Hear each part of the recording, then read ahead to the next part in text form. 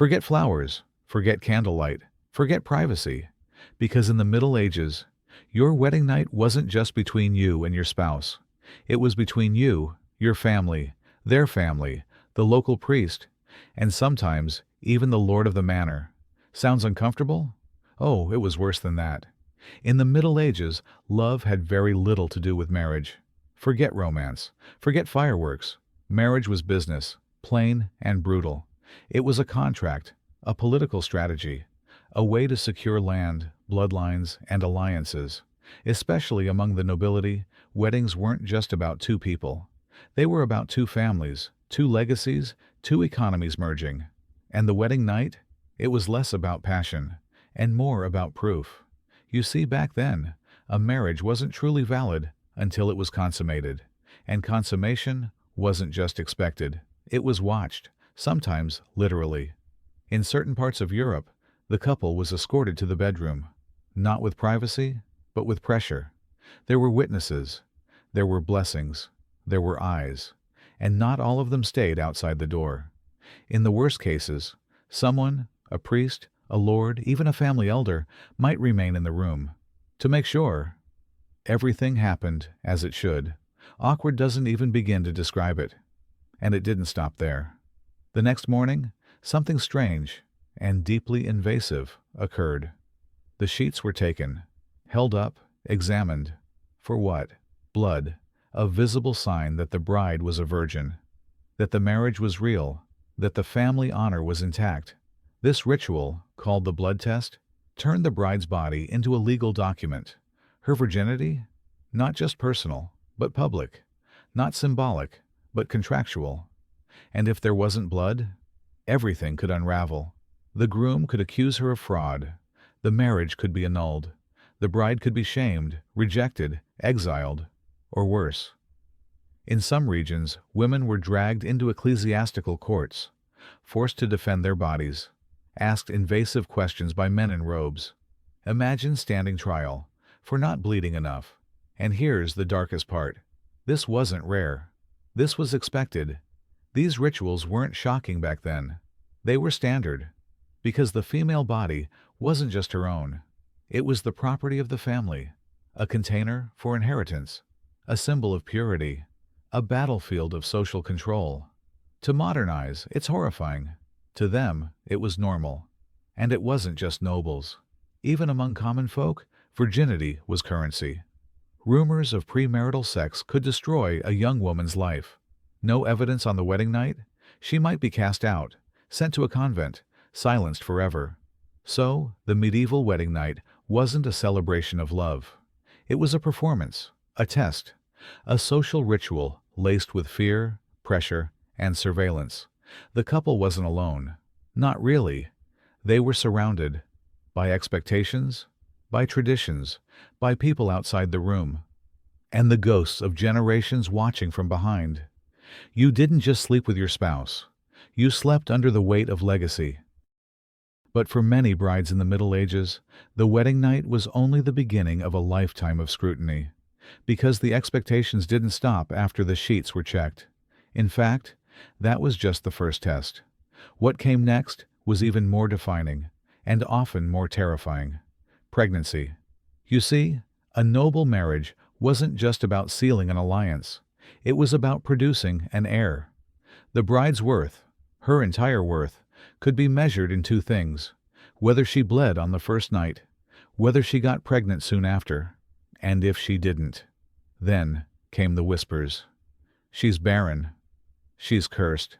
She's not a real woman. In some cases, the bride was blamed for everything: infertility, miscarriage, even the birth of daughters instead of sons. All of it was pinned on her. Science? Didn't matter. Men couldn't possibly be the problem. And with those whispers came pressure. From the husband, from the in-laws, from society. Her body became a site of constant observation. Again. Was she eating more? Did her belly swell? Why did she faint at Mass?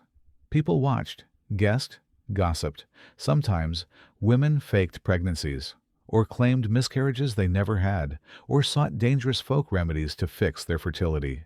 Some drank herbs, some burned charms, some visited holy relics, praying not for salvation, but for a son.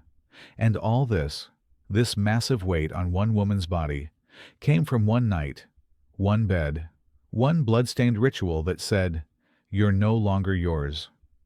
But there's another layer to this story, a darker one, because consummation wasn't always consensual.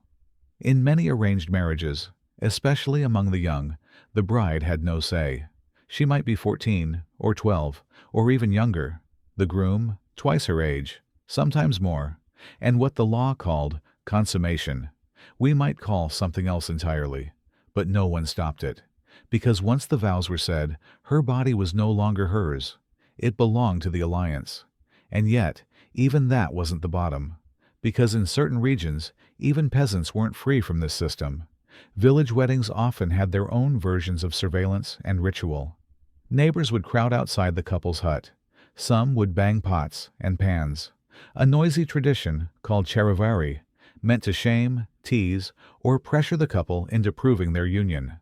Sometimes it was festive, other times it was cruel. Either way, the message was the same.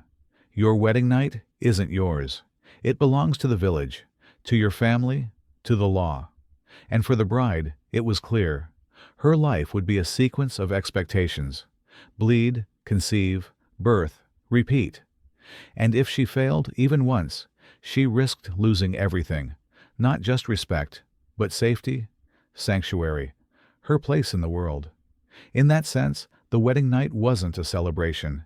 It was a transfer of power, a moment where the bride stepped out of her own life and into one scripted for her, by fathers, by husbands, by a society that saw her as a vessel, not a voice. Shall we keep going? Because this story hasn't even reached its darkest corner yet. But even in this world of rules, rituals, and surveillance, some women fought back, not with swords, but with silence, with cleverness, with whispers shared in the dark.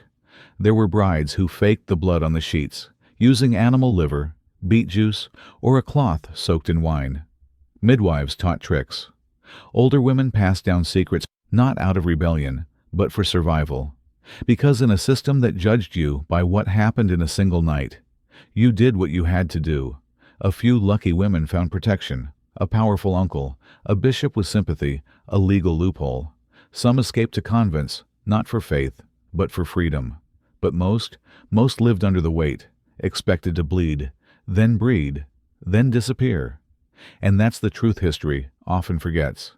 Medieval weddings weren't about love.